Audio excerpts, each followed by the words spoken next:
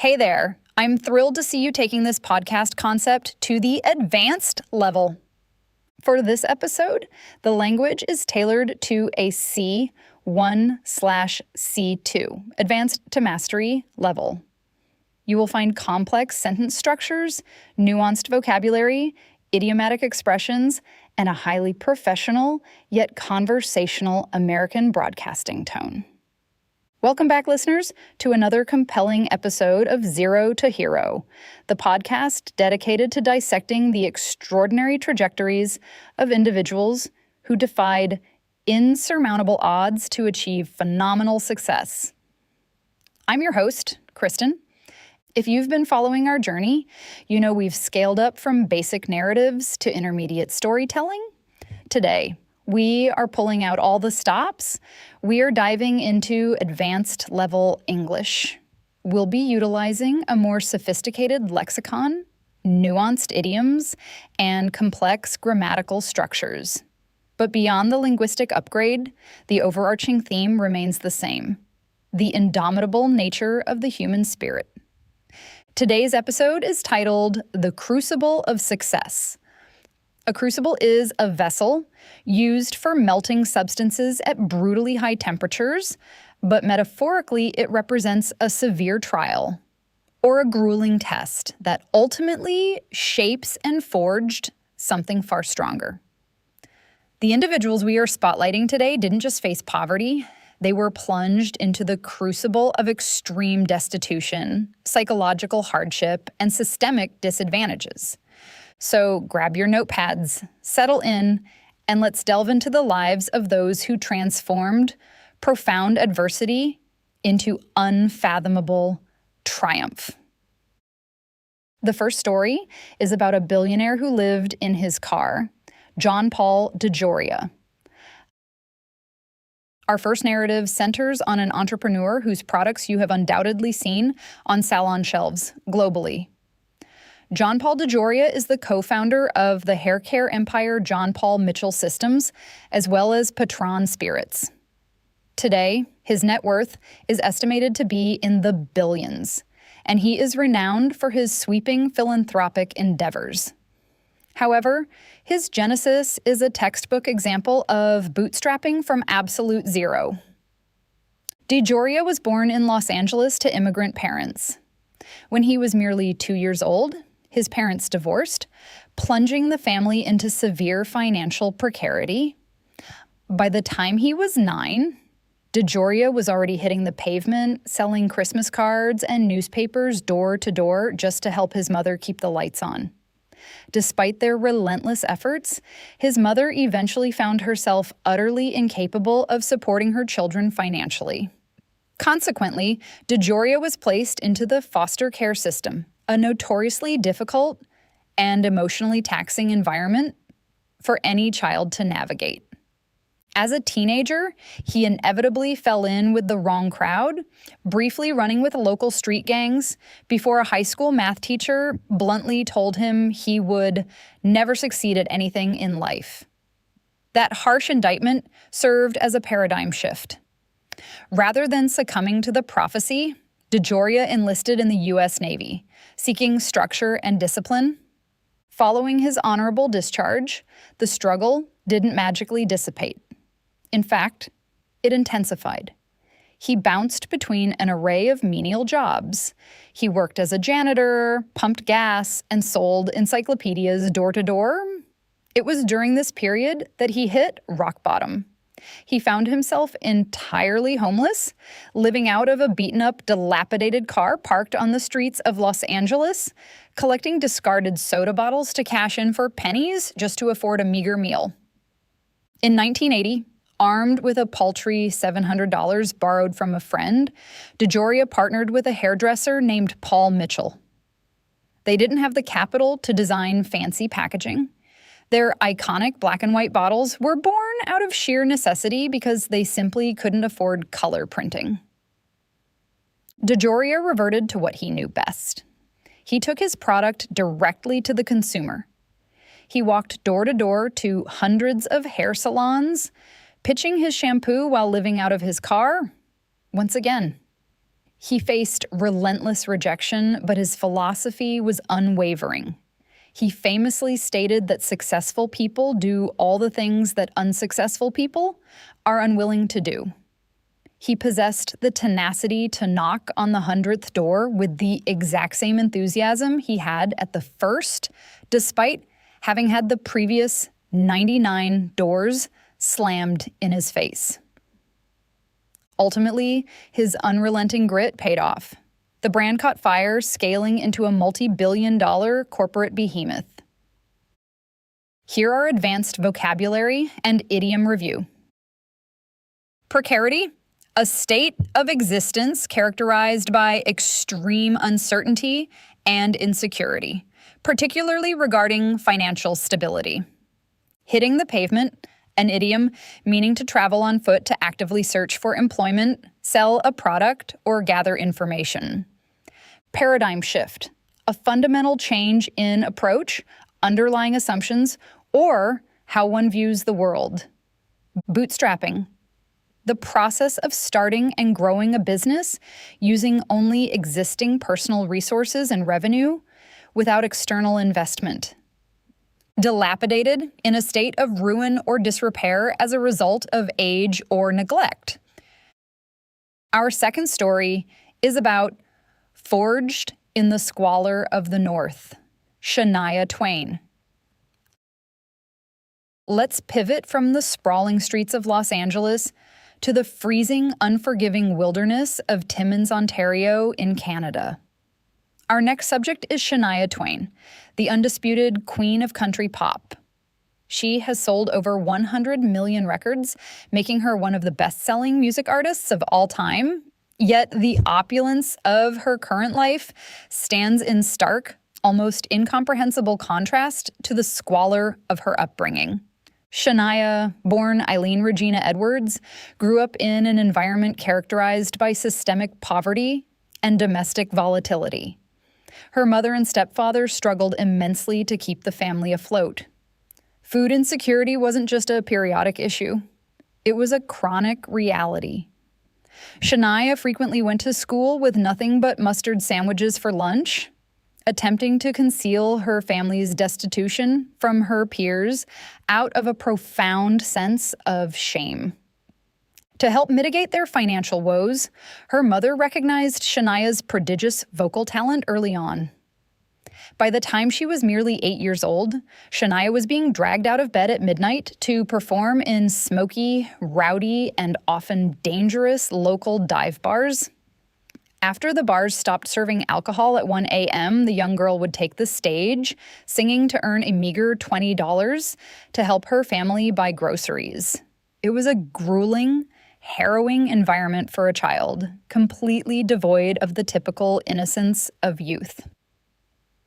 Tragedy struck with devastating force when Shania was 22. Her mother and stepfather were killed instantly in a horrific, head-on car collision. Overnight, the trajectory of her life was violently altered. She was no longer just a struggling musician. She was the sole breadwinner and legal guardian for her 3 younger siblings. Many would have buckled under the crushing weight of such responsibility, abandoning their dreams to succumb to the sheer pragmatism of survival. Shania, however, compartmentalized her grief. She took a job singing at a local resort, performing a strenuous repertoire of Broadway show tunes and pop covers just to put a roof over her siblings' heads and ensure they finished high school.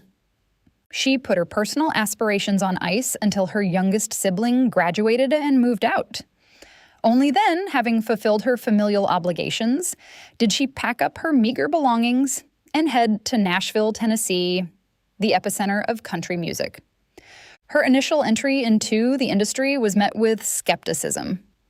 Executives felt she was too pop-oriented, her look too unconventional for traditional country music.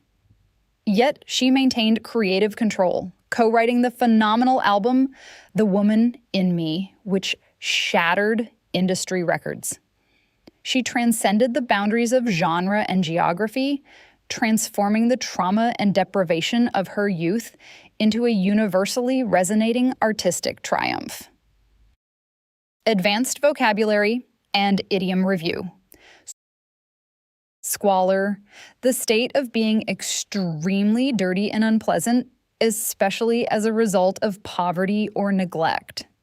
Systemic poverty. Poverty that is embedded deeply within the socioeconomic fabric of a family or community, making it exceptionally difficult to escape. To keep afloat. An idiom meaning to maintain a viable financial status, to avoid going into debt or bankruptcy. Harrowing, acutely distressing or deeply disturbing.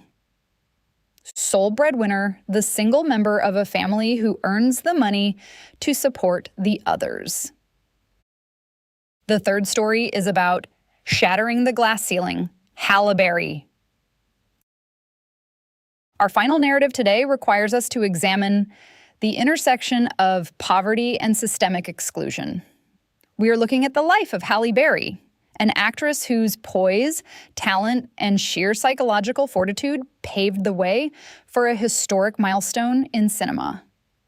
In 2002, she became the first, and to this day, the only woman of color to win the Academy Award for Best Actress. But long before she was delivering iconic acceptance speeches in haute couture gowns, she was navigating the brutal realities of life on the margins. Halle grew up in Cleveland, Ohio, raised primarily by a single mother in an environment fraught with racial tension and financial instability. Seeking to break into the entertainment industry, she relocated to Chicago and eventually to New York City to pursue modeling and acting.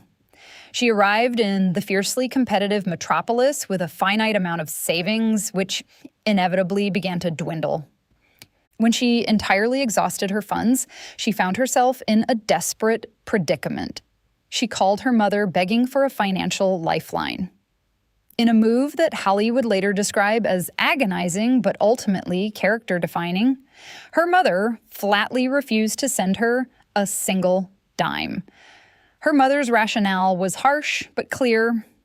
If you are going to survive in this industry, you have to figure out how to stand on your own 2 feet. The immediate consequence of this tough love was severe. Utterly destitute and with nowhere else to turn, Halle was forced to move into a homeless shelter in New York City. Living in a shelter exacts a heavy psychological toll. It is an environment that constantly reinforces a sense of failure and societal invisibility. For Halle, however, it acted as a crucible. The experience eradicated any lingering sense of entitlement and instilled in her an absolutely ferocious work ethic. She realized that she had no safety net, no plan B. Failure simply wasn't a viable option. She eventually scrounged up enough money to secure a modest apartment and began relentlessly auditioning. She faced an industry that was notoriously resistant to casting women of color in nuanced, leading roles. She was frequently pigeonholed, offered stereotypical parts that failed to utilize her dramatic range. To combat this, she actively pursued challenging, gritty roles, famously taking a drastically reduced salary to star in Monsters Ball, the film that would ultimately secure her the Academy Award. She didn't just climb the ladder of success, she had to systematically dismantle the structural barriers in her path, proving that true talent, coupled with an ironclad resolve, can shatter even the most fortified glass ceilings. Advanced vocabulary and idiom review. Psychological fortitude. Mental and emotional strength in facing difficulty, adversity, danger, or temptation courageously. To stand on one's own 2 feet. An idiom meaning to be completely independent and self-sufficient. Destitute, without the basic necessities of life. pigeonholed, to be assigned to a restrictive, highly specific category or stereotype, often unfairly. Glass ceiling, an unacknowledged and ultimately illegal barrier to advancement in a profession, especially affecting women and members of minorities. As we draw this episode to a close, it is paramount to reflect on the common thread weaving through these disparate lives. John Paul DeJoria, Shania Twain, and Halle Berry did not share the same zip code, the same industry, or the same specific hardships. What they did share, however, was a profound refusal to internalize their circumstances. They viewed their destitution not as an immutable life sentence, but as a temporary, albeit excruciating state of affairs. They possessed the audacity to look at a locked door and envision a key. For those of you striving to master an advanced level of English, the parallel is evident. Reaching a state of fluency where you can articulate complex thoughts with nuance and precision is a monumental undertaking. You will inevitably encounter linguistic plateaus. You will grapple with obscure idioms, convoluted grammar rules, and moments of intense frustration where you feel your progress has stagnated. When you find yourself in that linguistic crucible, I urge you to channel the tenacity of the individuals we discussed today. Embrace the struggle, for it is within that very struggle that mastery is forged. Thank you for dedicating your time to the Zero to Hero podcast. I'm Kristen. Please consider subscribing, leaving a review, and applying these advanced vocabulary words in your daily conversations. Keep striving, keep learning, and I will see you in the next episode.